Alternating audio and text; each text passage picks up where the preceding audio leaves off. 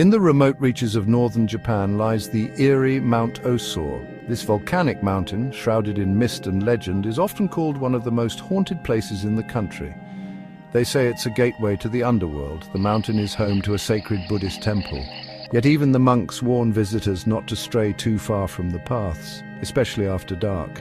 The spirits of the dead are said to gather here, unable to move on to the afterlife.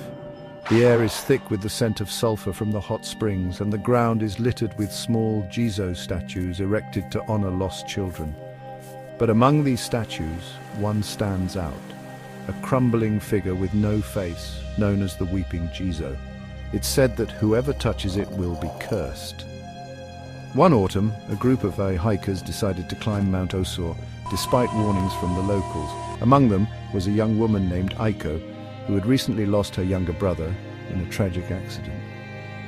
She hoped to find closure by visiting the mountain, which was rumored to allow communication with the dead. As the group ascended, the weather turned eerie.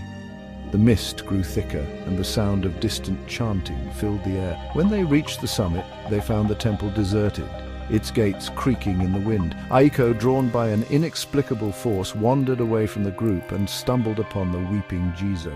Ignoring the warnings, she touched the statue, hoping it would connect her to her brother.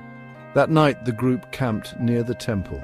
As they slept, Aiko awoke to the sound of a child crying. She followed the sound, thinking it might be her brother, but it led her to the edge of a sulphurous pit.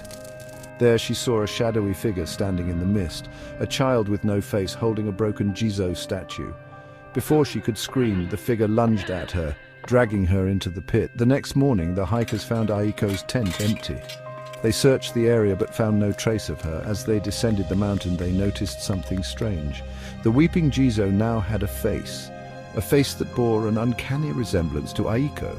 To this day, visitors to Mount Osore report hearing a woman's voice calling for help near the sulfur pits. Some claim to see a figure in the mist, clutching a broken Jizo statue.